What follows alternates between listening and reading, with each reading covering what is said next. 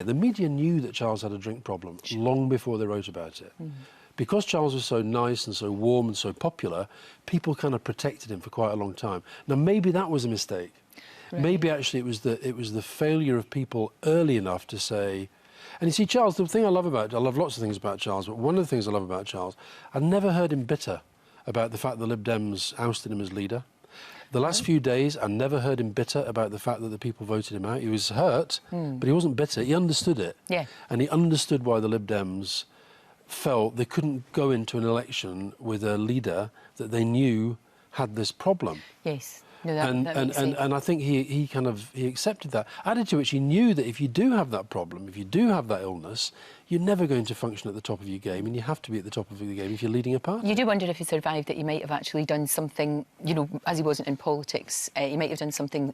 His legacy is obviously his son, and his legacy is what he achieved, but also maybe his legacy would be maybe changing attitudes towards alcoholism. Well, listen, I want that to be part of it, and that's the reason why I intend to on the back of Charles' death. I mean, I've been campaigning for alcohol concern and time to change for quite a long time, but it's just made me more fired up to fight this fight, to get the government in particular to understand that I think we're facing a sort of cultural catastrophe.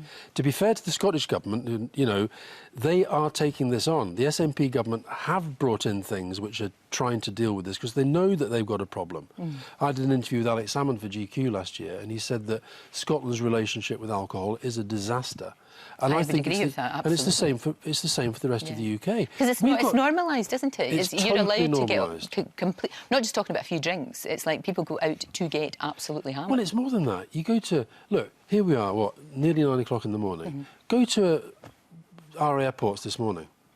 Yeah. Drink being served, drink being consumed. Get on the plane, drink being served. Get on trains.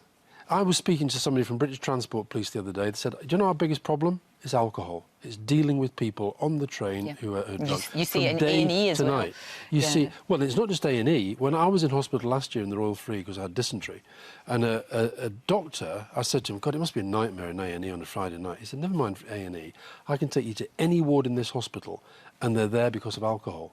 Not all of them, but in every ward there are people who are there because of alcohol. And I'll tell you the other thing is that I think that the government, I mean, you know, I know I'm biased, OK, but David Cameron brought forward an alcohol strategy similar to the one that the SNP were doing, and he bottled out of it under pressure from the alcohol industry. And when you saw it, somebody found out that who'd been getting in to see ministers, the charities, the health trusts, who can never get into through the door of Downing Street or the health department, the alcohol lobby, they're never out of there.